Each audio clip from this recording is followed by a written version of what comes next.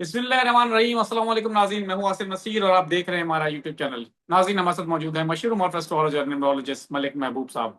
अस्सलाम वालेकुम मलिक साहब, क्या हाल है, कैसे हैं आप? वालेकुम अस्सलाम। अल्लाह का शुक्र है। आप बताएं क्या हाल चाल है? आसिम साहब क्या क्या कर रहे हैं? क्या खबरें हैं? मलिक साहब, मैं बिल्कुल ठीक हूँ और खबरें कुछ इस तरह की हैं कि पाकिस्तान की सियासत की अगर बात करें तो पिछले दिनों आपके साथ मैंने वीलॉग भी किया। खबरें यही थी कि हुकूमत के खिलाफ बातें होना शुरू हो गई हैं, हुकूमत के जाने का वक्त तय पा रहा है।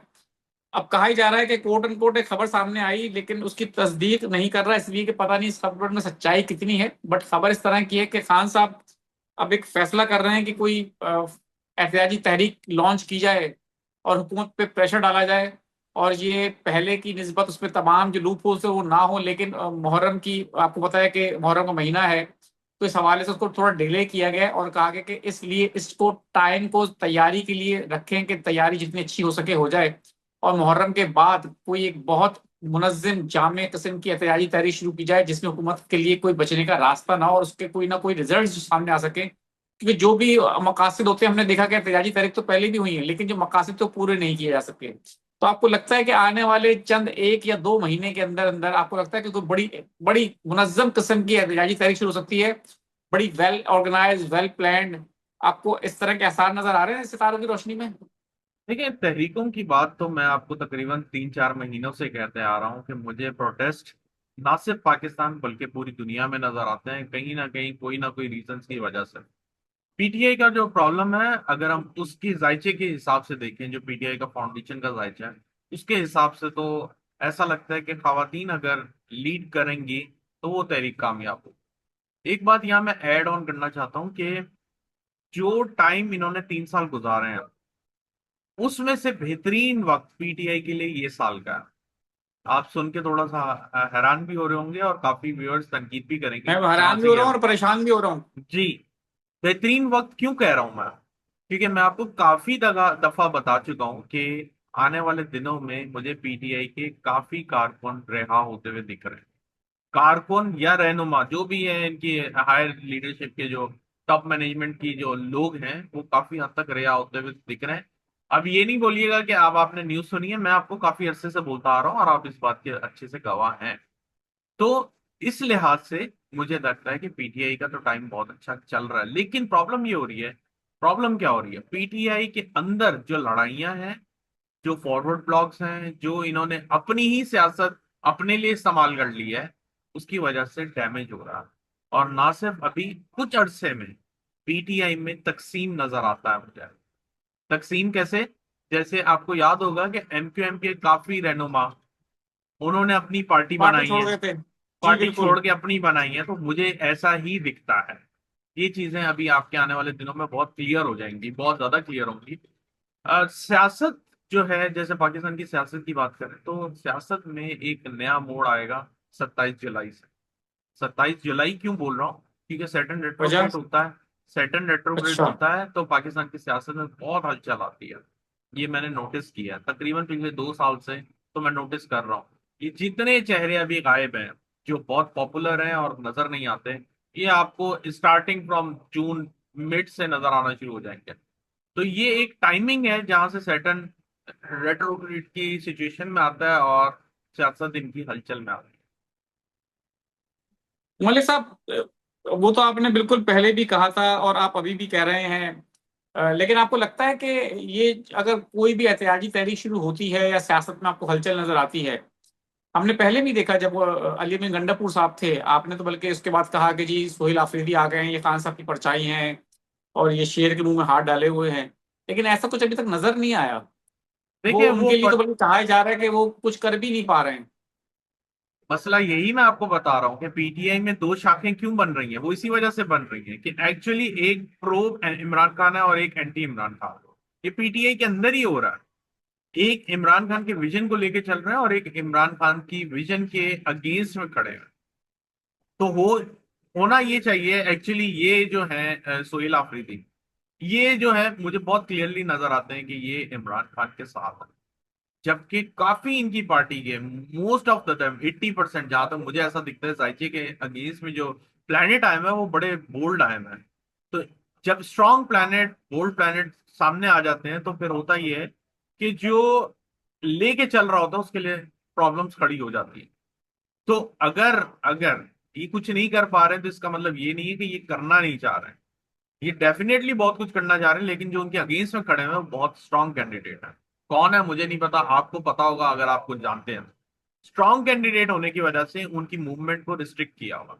इस वजह से अनकरीब ऐसा लगता है कि पीटीआई में से दो ग्रुप्स बन जाएंगे जो इनको आगे लेके चलते हुए नजर आएंगे। तो पीटीआई, मैंने आपको बहुत दफा बोल चुका हूं और वापस बता रहा हूं कि पीटीआई वो पीटीआई नहीं है जो खान साहब के दौर में है।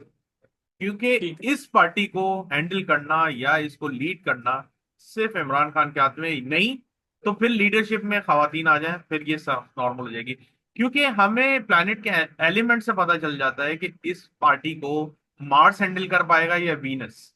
इस पार्टी को मार्स कभी भी हैंडल नहीं कर पाएगा। मार्स सैटर्न की नहीं बनती। जो एस्ट्रोलॉजी को जानते हैं वो बहुत अच्छे से जानते होंगे, मार्स सैटर्न आपस में टकराते हैं। सैटर्न वीनस जो है वो नॉर्मली अच्छे कॉम्बिनेशन में काउंट होते हैं और वो उसको आगे लेके चल सकता है। इसलिए अब आपको मैंने आप क्लैरिटी बता दी है। काफी लोग तनकीद करते हैं क्या खवातीन खवातीन खवातीन, इसलिए बता रहा हूं क्योंकि उस चीज से जो उनके ग्रुपिंग होगी या एक तरह से एक टीम की तरह चल पाएंगे, वो खवातीन से चल पाएंगे। नहीं तो फिर खान साहब, क्योंकि फाउंडर जिसने फाउंडेशन डाली है उस पार्टी की, वो इसको चला सकता है। नहीं तो डेट्स इट। वरना ये पार्टी इस तरह ही चलेगी, लड़ाई झगड़े, कोई नया आएगा फिर कोई नई बातें, कोई जो चलता आ रहा है वो आपके सामने है। बिल्कुल ठीक है मलिक साहब, आखिर में मैं आपसे मुख्तसरन ये जानना चाहता हूँ, क्योंकि आपने हमेशा कहा कि पाकिस्तान के आपको फ्यूचर के बारे में आप कहते हैं कि जी 2027 में अच्छा नजर आता है। पाकिस्तान ने ईरान और अमेरिका के बीच में सालिसी का किरदार अदा किया, अभी भी कर रहा है। ईरान पर से पाबंदियां उठाई जा रही हैं, तेल बेचने की इजाजत मिल रही है, कुछ असासे भी उनके बहाल किए जा रहे हैं। आपको लगता है कि ये एक टर्निंग पॉइंट हो सकता है ईरान के लिए भी और पाकिस्तान के लिए भी, क्योंकि पाकिस्तान इससे मुआशी फायदा उठा सकता है? देखिए मैं आपको एक बात बताऊं, पाकिस्तान के पास बहुत ऐसे मौके आए हैं। ये तो अब अवेयरनेस आ रही है तो लोग आवाजें उठा रहे हैं, वरना ऐसे मौके बहुत गुजरे हैं। अलबत्ता अगर जायचे के हिसाब से देखें तो जी हाँ, 2027 में, वो भी आखिर में, अभी नहीं आखिर में। तो अगर ये कुछ यहाँ पे कोई एग्रीमेंट एमओयू साइन भी होते हैं तो ये जाके रिजल्ट आपको अगले साल के आखिर में मिलेगा। चाहे ईरान हो, चाहे अमेरिका हो, चाहे कोई भी हो, पाकिस्तान को इस तरह से मिलेगा। तो ये चलें, ये जो आप बता रहे हैं तो डेफिनेटली ऐसा लग रहा है कि डॉट्स कनेक्ट करें तो आने वाले दिनों में कुछ आसानियां नजर आती बिल्कुल ठीक है मलिक साहब। अब कुछ लोगों के सवाल ले लेता हूँ। 18/1/1988 डेट ऑफ बर्थ है, उमेर राफे नाम है इनका, 6 साल से कह रहे हैं जॉबलेस हूँ। फ्यूचर के बारे में बता दें। हैं। ये साल से जॉबलेस है। जी, 6 अठारह साल से एक जॉबलेस है।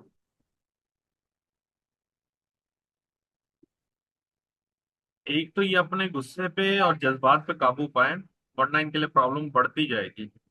ये साल बहुत अच्छा है, स्पेशली जो स्टार्ट हुआ हुआ है, इनको मेहनत करनी पड़ेगी। लेजी होंगे तो कभी भी कामयाब नहीं। बिल्कुल ठीक है। 23/8/2000 पहले भी इनका सवाल ले चुके हैं। वो ये पूछ रहे हैं कि आपने कहा था अगस्त के बाद मेरा सफर नजर आ रहा है, ईरान की स्टडी वीजा का पूछा था, लेकिन फिर आपने जंग बताई है।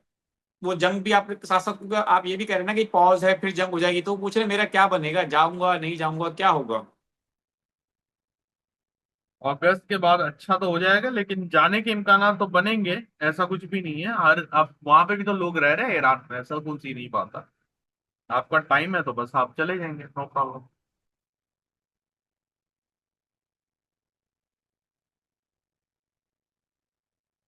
ठीक है। महमूद साहब हैं, इनकी डेट ऑफ बर्थ है 1 जनवरी 1977। कारोबारी हालात उनके काफी खराब हैं, सर कर्ज ये भी है कल उनके भी ऊपर। हमने लिया है, कल भी सवाल कल लिया है, लिया थोड़ा सा। सवाल लिया, जी बिल्कुल ठीक है, बिल्कुल। महमूद साहब का सवाल ले चुके हैं। अ, अच्छा, 9 फरवरी 1985, वो कह रहे हैं कोई प्लीज कोई करियर एडवाइस दें, I am working in Dubai, लेकिन क्या मैं पाकिस्तान में सेटल हो सकता हूं? और अगर मैं यूरोप या किसी और कंट्री में सफर करता हूं तो नजर आ रहा है क्या?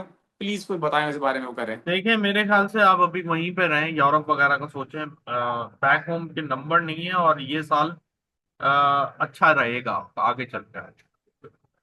बिल्कुल ठीक है मलिक साहब, बहुत बहुत शुक्रिया हमें वक्त देने के लिए। नाज़रीन, यहाँ हमारे वीलॉग का वक्त खत्म हुआ। मुझे और मलिक महबूब साहब को दें इजाजत। आखिर में हमारा वही पैगाम है।